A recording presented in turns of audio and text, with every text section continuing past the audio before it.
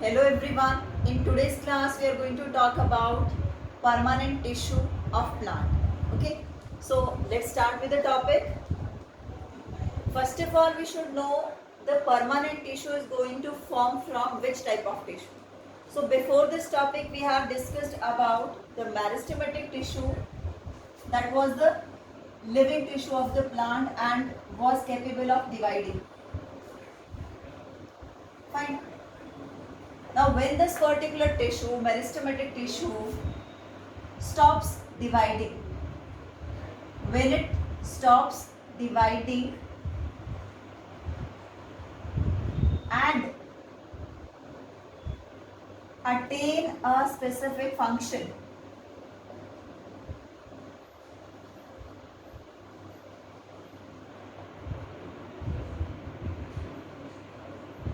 then the tissue which is going to be formed, that is called permanent tissue.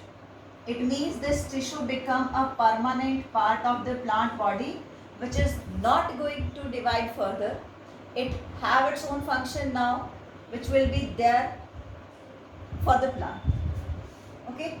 So this permanent tissue is formed from the meristematic tissue.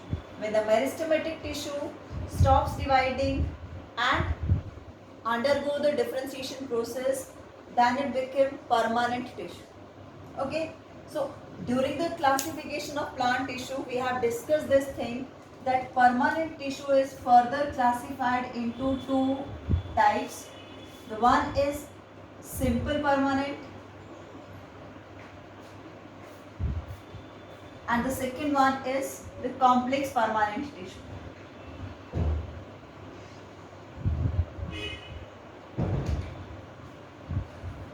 Fine. As the name is only suggesting over here, this simple permanent tissue is made up of same kind of cells which perform same function. Same kind of cells, it means only one type of cell is there. One type of cells are there which are responsible for making the complete tissue. That is the simple permanent. Complex permanent, which is made up of more types of cells. Okay, and collectively the tissue is going to perform the common function. So in this lecture we are going to talk about simple permanent. Fine.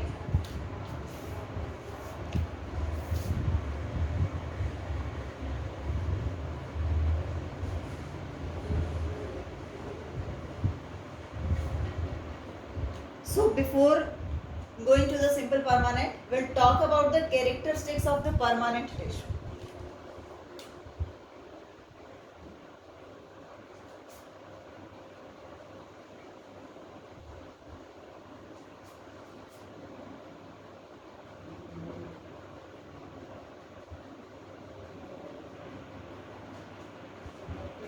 Fine.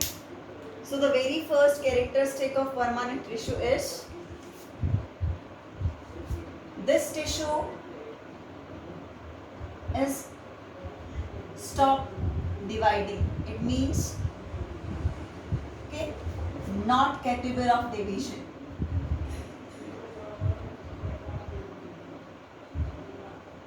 Generally this tissue is not going to divide. Okay.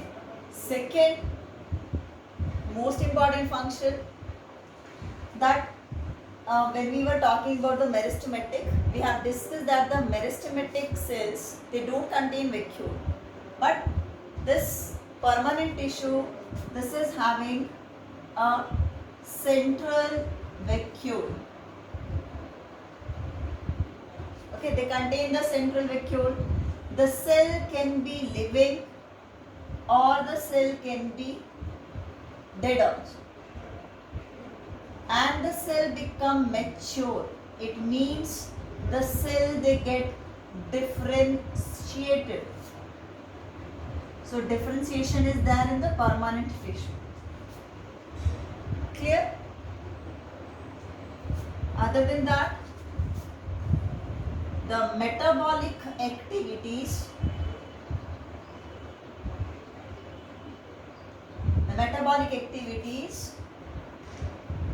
they become less, or we can say the cell become less active. The permanent cell become less active.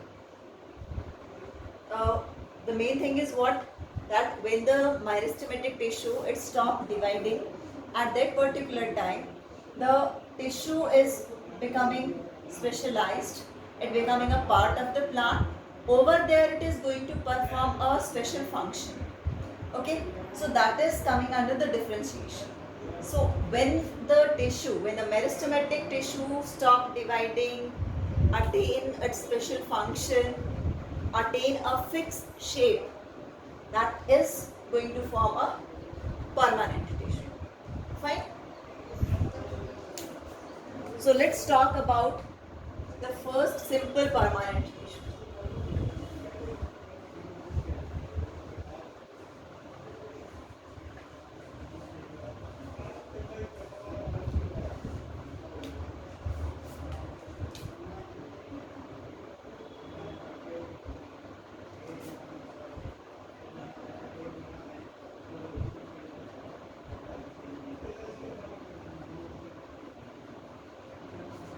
Simple permanent tissue, it is characterized by that the tissue is made up of a group of similar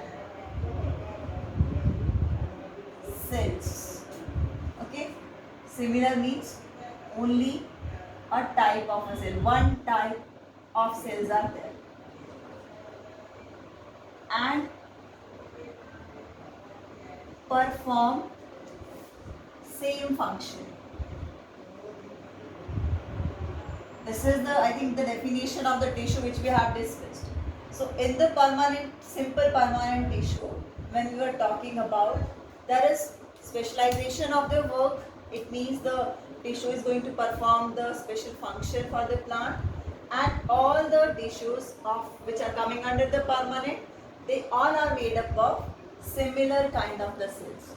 Okay, if we are going to take an example of a sandwich which we used to prepare at our home, so we don't add so many things in that. That is a simple, like layers are very less in that, and when we buy it from the market, over there we find many layers are there. It is a complex structure made up of so different kind of the components over there, the mayonnaise, the tikki, the cheese or veggies, and so many things are there. So that is the complex one made up of many types of cells. Clear? Now simple permanent, the first tissue which we are going to discuss, that is the parenchyma tissue. The first tissue which is coming under the simple permanent tissue is parenchyma tissue. Parenchyma tissue is most abundant tissue of the plant. It means what? This is present in each and every part of the plant, the young part of the plant. Okay, when the plant is at the growing stage, its leaf, its root, its stem, its fruit, leaves, everywhere the tissue is present, this parenchyma. This is the ground tissue which is a packing tissue for the plant. It is characterized by thin cell wall but thicker as compared to that of the meristematic one. Okay, intercellular spaces are present, that is for the gaseous exchange over there. Third thing, isodiametric. Okay, they can be of polygonal shape, it can be of oval, spherical, but isodiametric. Okay, and the vacuole is centrally placed.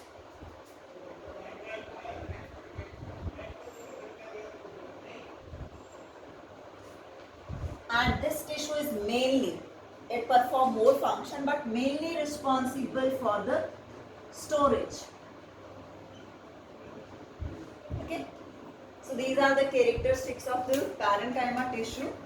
Let's have a look how it is going to look.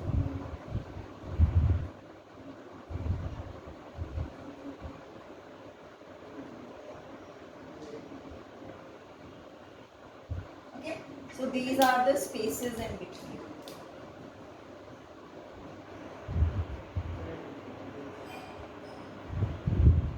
These are the intercellular space. It means the space between the two cells. Intercellular space it is. Fine.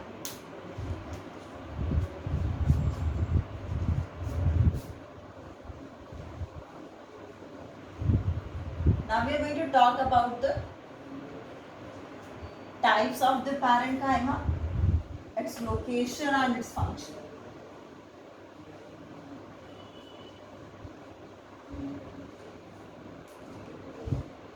First of all, let's take a look on the types.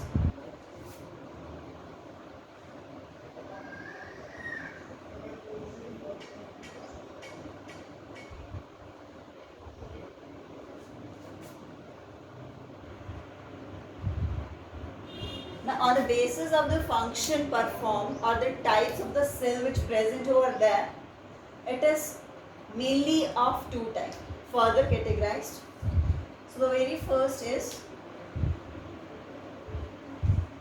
if the parenchyma tissue cells contain the chlorophyll, then that is called chlorenchyma.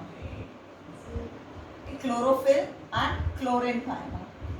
And if this tissue is tissue cells, their air spaces are filled with the spaces are filled with air in them, and in the aquatic organism this serves the function of buoyancy. It means it helps the aquatic plants to flow. So that type of parenchyma tissue is called aerenchyma. Aerenchyma, air filled spaces which provide the buoyancy to the aquatic plants. So chlorenchyma tissue contain chlorophyll. Okay, it contain chlorophyll, help in photosynthesis.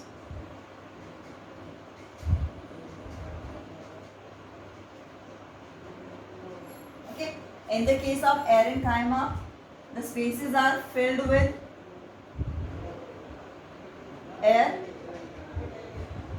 Okay, and it provides the buoyancy to the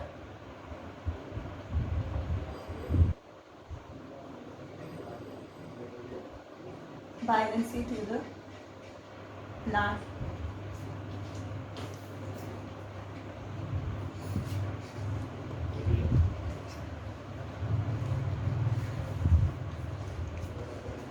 Right? So it helps the plants to float into the water. So this is mainly present in the aquatic plants.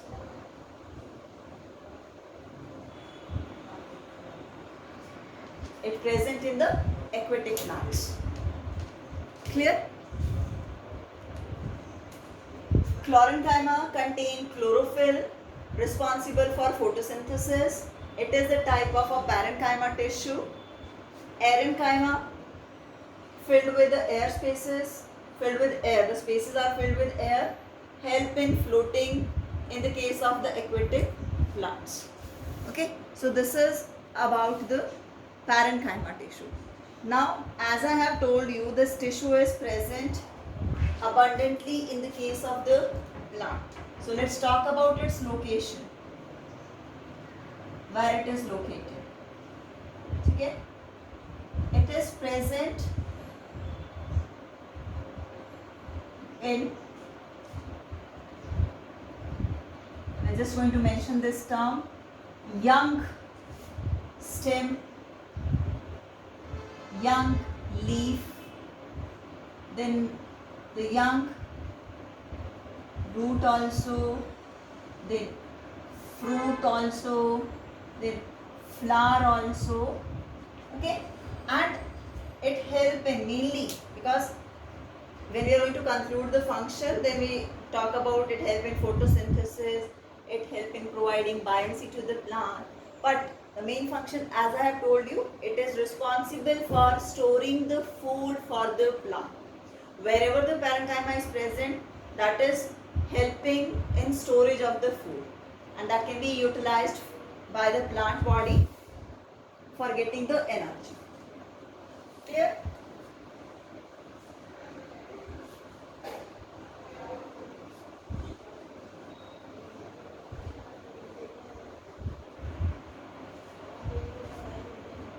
Okay. Now, at the last, we are going to talk about the functions of parenchyma.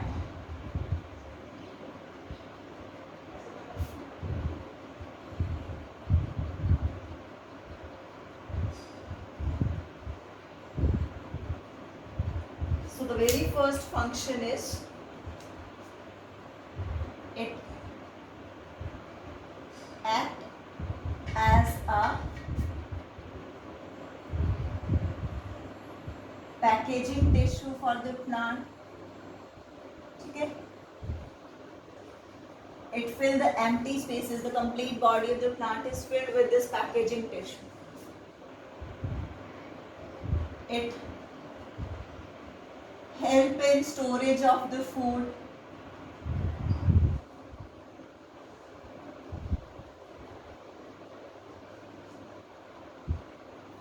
It help in photosynthesis as it contain the chlorophyll, that is chlorenchyma. Photosynthesis. It help in providing buoyancy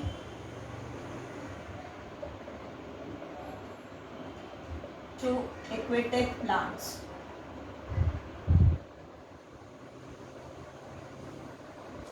Okay, so these are the functions of parenchyma tissue. In this complete lecture, what we have discussed, we have talked about the permanent tissue, how the permanent tissue formed. It was formed from the meristematic tissue. When the meristematic tissue it stopped dividing, then it formed the permanent tissue. Permanent tissue was further categorized or classified into two: simple permanent and complex permanent. So simple permanent, we have started with the parenchyma tissue. So in today's lecture, we have completed the first type of the simple permanent tissue, that is parenchyma.